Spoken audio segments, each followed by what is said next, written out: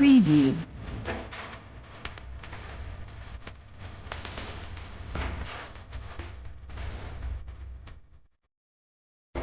Preview.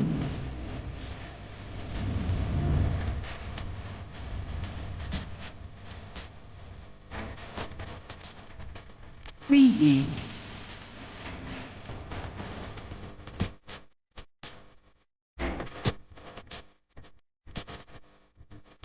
Preview.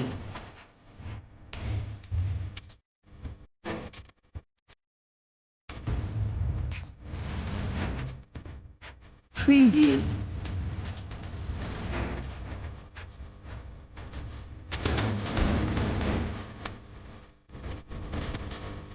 Preview.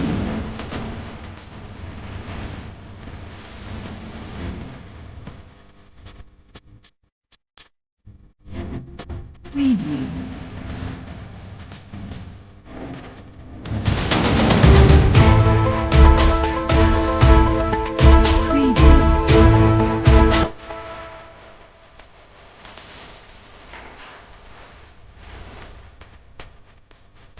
Proddatur town municipal పరిధిలో ఉండేటువంటి town planning సెక్షన్లో అక్రమాలు కొంచెం జరిగి ఈ బిల్డింగ్ పర్మిషన్స్లో కొన్ని అవకతవకలు జరిగాయని చెప్పిన వచ్చిన ఫిర్యాదుల మేరకు నిన్న వచ్చి మేము ఏసీబీ అధికారులు కడప జిల్లా అధికారులందరూ వచ్చి నిన్న టౌన్ ప్లానింగ్ సెక్షన్ పైన సప్లై చెక్ చేయడం జరిగింది.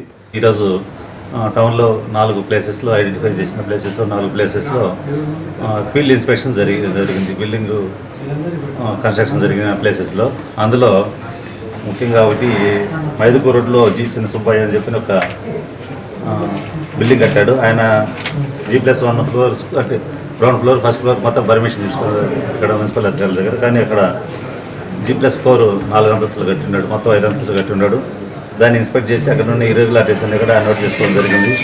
అదేవిధంగా ఈ టి రవిచంద్ర బాబు అని చెప్పి మన మైదుకూరు రోడ్లోనే అనవర్ థియేటర్కి ఆపోజిట్ వస్తుంది. అక్కడ కూడా అతను G+2 పర్మిషన్ తీసుకున్నాడు, కానీ G+3 ఒక ఫ్లోర్ ఎక్కువగా కట్టాడు.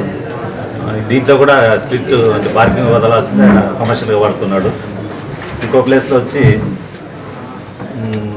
సంజీవ్ రాయుడు తర్వాత నరసింహారావు అనే వాళ్ళు కూడా G+1కు పర్మిషన్ తీసుకున్నారు. ఇది శ్రీరాములు మన వెంకటేశ్వర థియేటర్కు ఉత్తరం వైపున. కానీ అక్కడ వీళ్ళకు మున్సిపల్ అధికారులు పర్మిషన్ ఇవ్వలేదు, రోడ్డు అప్రోచ్ రోడ్ లేని కారణంగా. కానీ వాళ్ళు అదే ప్లేస్లో G+1 బిల్డింగ్ కట్టేసి నారాయణ కాలేజీకి ఇచ్చి ప్రస్తుతం కాలేజీ రన్ అవుతుంది. అంటే ఆ బిల్డింగ్ పూర్తిగా పర్మిషన్ లేదు ప్రస్తుతానికి, అయినా కూడా కాలేజీ రన్ అవుతుంది అక్కడ. అదేవిధంగా డాక్టర్ మునిశేఖర్ అని చెప్పని హాస్పిటల్ కూడా ఉంది ఇక్కడ మన శ్రీరామపేటలో. హాస్పిటల్ కూడా ఆయన డాక్టర్ గారు G+2కు పర్మిషన్ తీసుకున్నారు, కానీ G+5 అంటే గ్రౌండ్ ఫ్లోర్తో కలిపి 6 అంతస్తులుగా పెట్టి దాన్ని హాస్పిటల్ రన్ చేస్తున్నారు. ఇది కూడా ఈ 4 ప్లేసెస్ని ఈరోజు ఐడెంటిఫై చేసి మేము 4 ప్లేసెస్లో కూడా ఈ ఇంజనీర్లతో సహా బృందం వెళ్ళి తనిఖీలు చేసి మెజర్మెంట్స్ తీసుకోవడం జరిగింది. దీంట్లో చాలా అవకతవకలు ఉన్నాయి. అంటే నాట్ ఓన్లీ ఈ ఫ్లోర్స్ ఎక్కువ కట్టడం అనేది కాకుండా లిఫ్ట్ లేకపోతే పర్మిషన్లో ప్లాన్లో లిఫ్ట్లు పెట్టలేదు. అంటే ఇవన్నీ ప్రొవిజన్స్ చూపిస్తే ఎక్కువ ట్యాక్స్ కట్టాల్సి ఉంటుంది అన్నమాట, ఫీజు ఎక్కువ కట్టాల్సి ఉంటుంది. ఇదన్నీ కట్టకుండా ఫీజు అవాయిడ్ చేస్తూ వీళ్ళు లిఫ్ట్లు కానీ ర్యాంప్ లేకుండా ఫైర్ సేఫ్టీస్ కూడా కొన్ని అవుట్ ఆఫ్ ది బిల్డింగ్ పెట్టారు.